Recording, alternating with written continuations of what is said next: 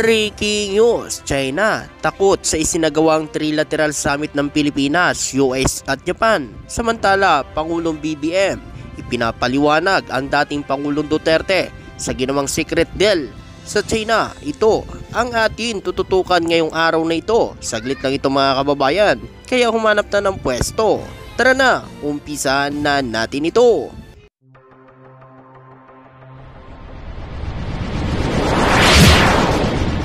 Trupang Hilonggo, Please subscribe and like. and share.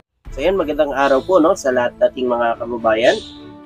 At nandito na naman tayo, magbibigay tayo ng balita sa lahat nating mga kababayan.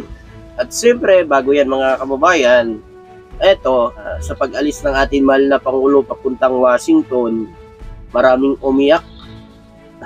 Ang daming ngawa na ngawa sa ginawa ng ating mahal na Pangulo sa Washington. So ayon pa dito mga kababayan, sa mga sinasabi ng mga anti-Marcos sa kanya, na puro lakad na lang daw ang ating mahal na Pangulo. Wala na daw itong nagagawa sa bansa. Puro lakad. Nga lang mga kababayan, yan lang kasi ang kanilang tinitingnan, yung pag-alis. Pero ang natatanggap naman sa mga lakad ng ating mahal na Pangulo ay hindi nila tinitingnan. Katulad yan mga kababayan, meron po nagkomento sa akin tungkol doon sa mga investment na nakukuha ni Pangulong Ferdinand Marcos Jr. sa ibang bansa mga kababayan. Ayon dito sa sinabi ng nag-comment sa akin, sinabi niya na ang nakukuhang investment daw ni Pangulong Ferdinand Marcos Jr. ay dagdag yung sa utang. Naku mga kababayan. Ito sa lahat nating mga kababayan, liliwanagin ko lang ang investment mga kababayan ay mismo yung mga mayayaman negosyante ay nag-invest dito sa ating bansa. So hindi po yun utang ng Pilipinas. Sila yung nag-invest sa atin. Hindi tayo kumuha ng pera nila. Kaya hindi po yun utang. So iba yung unutang, iba po yung investment.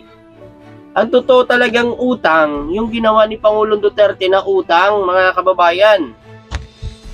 Katulad yan mga kababayan, nagpagawa siya ng mga tulay. Katulad yan, China ang naggawa. Yan, utang yan mga kababayan. Yan ang tunay na utang na babayaran ng Pilipinas. Yung puhunan ng China na ginastos dyan sa tulay ay babayaran ngayon yan ng Pilipinas. Yun ang utang. Tsaka yung kumukuha ka talaga ng utang sa bangko ng ibang bansa, yan talaga ang utang. Pero kung manggagaling po sa mga mayayaman negosyante, ay hindi po yun utang. Yan po ay investment.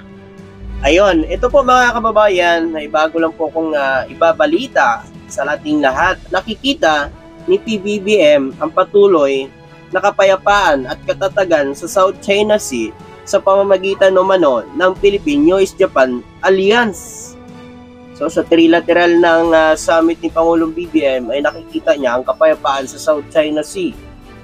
Siyempre mga kababayan, takot yung China na hindi itong Amerika sa Pilipinas, hindi itong mga sundalo ng Amerika. Hindi na sila nambubuli dyan sa atin sa West Philippine Sea. Hindi nila hinaras yung mga barko natin. Pero pag wala ditong US, yan na yung gagawa ng harassment ang mga barko ng China. Di ko dito mga kababayan sa bansang China, bakit ganito na lang palagi ang ginagawa nito sa mga barko ng Pilipinas? Subalit, ito'y po yung nasa loob ng exclusive economic zone ng bansa sa Ayungin Shoal. So ito kasi mga kababayan, ang Ayungin Shoal ay inaangkin kasi ng China mga kababayan na kanila daw ito teritoryo. So paano naman mga kababayan ng Pilipinas? Ano naman mangyayari sa Pilipinas kung aangkinin nyo ang teritoryo ng Pilipinas dyan sa West Philippine Sea? Hindi wala na kaming teritoryo dyan kung aangkinin nyo pa. Pati nga ang Pag-asa Island mga kababayan, pinagbibintangan pa ngayon ng China ang Pilipinas na illegal na nag-occupy dyan sa Pag-asa Island. Nabaliktad na naman ng China. Ganyan ba talaga ang bansang China mga kababayan? Mahilig baliktarin ang sitwasyon. mahilig mangangkin ng kanilang hindi kalupaan.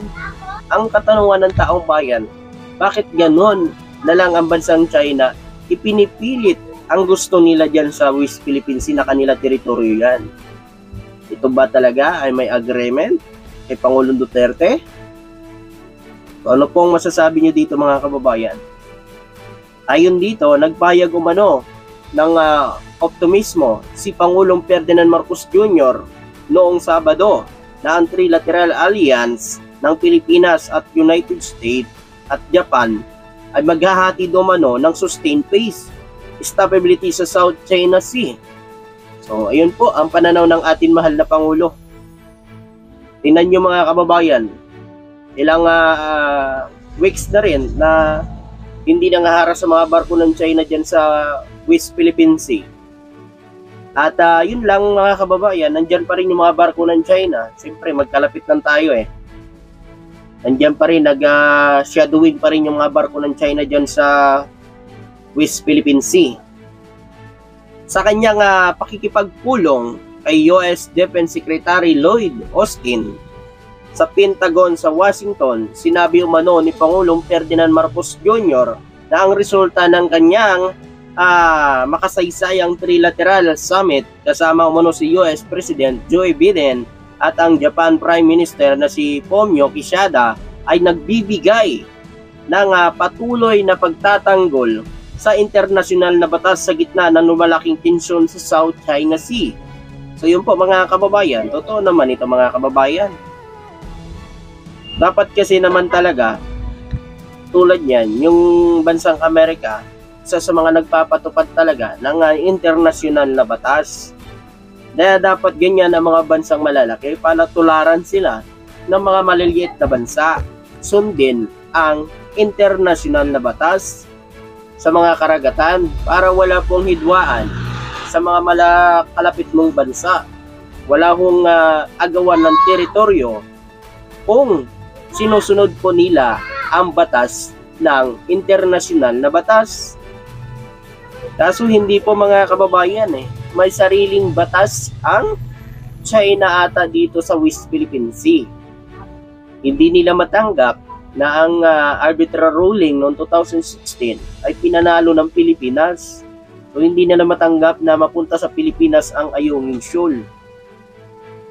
At nung naupo na si Pangulong Duterte, nakipag-alyansa si Pangulong Duterte sa China, sinabi niya pa nga sa kanyang payag mga kababayan na pwedeng gawin ng province of China ang Pilipinas.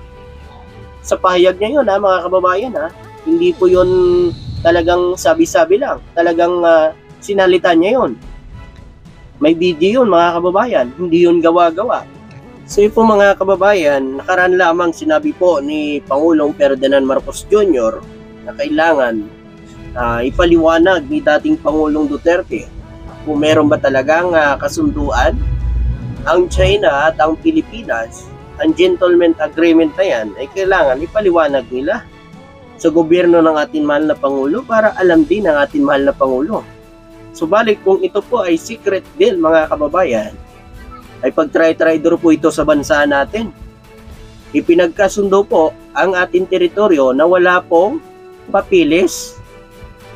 Wala pong mga papel. Kasi ayon mo sa ating mahal na Pangulo, chinek na po lahat na record ng mga papilis nung panahon po ni Pangulong Duterte, ay wala pong nakita mga papel na merong kasunduan ng China na hatakin ang BRP Sierra Madre at makuha yang Ayungin Shoal.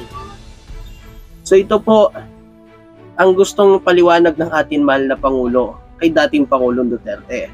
So subalit, itinanggi naman po ni Pangulong Duterte na meron daw umano gentleman agreement sa pagitan ng Pilipinas at China sa West Philippine Sea. Ano to mga kababayan? Sinabi lang ni Harry Roque na meron daw umano gentleman agreement si Pangulong Duterte at ang China. Tapos, ngayon mga kababayan, sinasabi naman ni Duterte na wala daw umano gentleman agreement ang Pilipinas at China. Subalit, di ba mga kababayan, si Harry Roque ay spokesperson niya noon ng kanyang termino, mga kababayan. So, ibig sabihin, isa sa kanila ay nagsisinungaling. Kaya dapat lang talaga na imbestigahan ito ng Senado o Kongreso ang mga ganitong pangyayari, mga kababayan. Para alam din ng ngayong administrasyon kung ano ba talaga ang ginawa nila dyan sa West Philippine Sea. Dahil kawawa po ang atin mga mangingisdang Pilipino na sila ngayon ay nagsasakripisyo dyan dahil sa pagiging agresibo ng mga barko ng China, panghaharas nito sa mga mangingisdang Pilipino. Kung ano ba talaga ang pinagkasundo ni dating Pangulong Duterte at ng China, mga kababayan. So ikaw, mga kababayan, papayag ka ba na maipatawag si dating Pangulong Duterte at ang kanyang spokesperson para magpaliwanag po sa gentleman agreement na ito na ginawa nila sa China? Comment nyo nga dyan, mga kababayan. At syempre hanggang dito na lang. Maraming salamat po at magandang araw po sa inyo lahat.